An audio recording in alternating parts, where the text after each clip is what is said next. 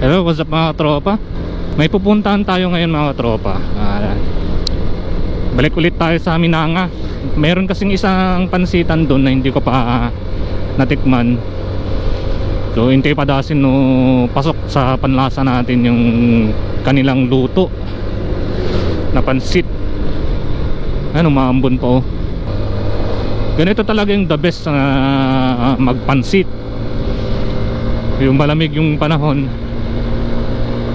mas na-enjoy mo yung pansit. Alright, tara.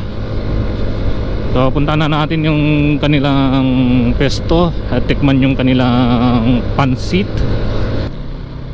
Alright, ito yung pinuntahan natin nun last.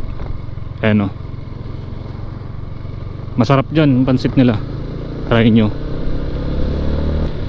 Di ko pa alam kung saan banda yung kanilang pesto. Dito ata yun.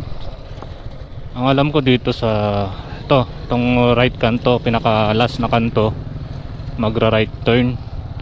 Ayun, nakikita ko na. Oops, maraming nagpapansit. Ito ang kanilang mga menu. Batil patong, meron silang sakto lang na 60 pesos, na imas 80 pesos. Parang ako lang to, kaimasan na 100 pesos. At meron din silang pansit kabagan. Kung hindi nyo naman trip ang pansit, meron din silang sislings, beef pares, siomai rice at tapsilog.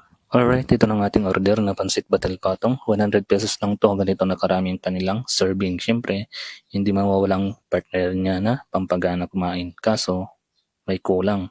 Walang pangpa. Alam nyo na yun. Ito talaga ang gusto kong luto sa itlog, yung hindi luto yung kanyang dilaw. Sigurado nagnanam atoy, kasla syakmanin. Alright, bago tayo mag first bite, tikman muna natin ang kanilang Shanghai. Masarap din, Shanghai latta, samto isaw-saw. Perfect, nagnanam talaga, kasla syak. Mahilig ba kayo nito? Yung itlog niya hindi luto. Nagnanam ata, try nyo. At ito yung sikretok no apay nagwapo na. Shout out sa nagbigay ng jersey, Just Do F, Tito James. Alright, the first bite. Approve, masarap ang timpla nila. Pasok sa panlasa natin.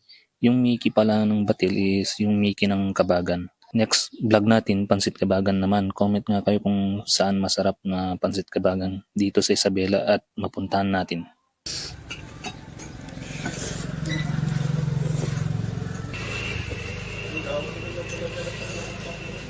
Bigyan ko kayo ng tip para pumogi. Una, kumain ng chili, fresh. Second, dapat pagpawisan kayo. Third, dapat mahilig kayo sa pansit. Fourth, dapat maganda kamera ng cellphone niyo.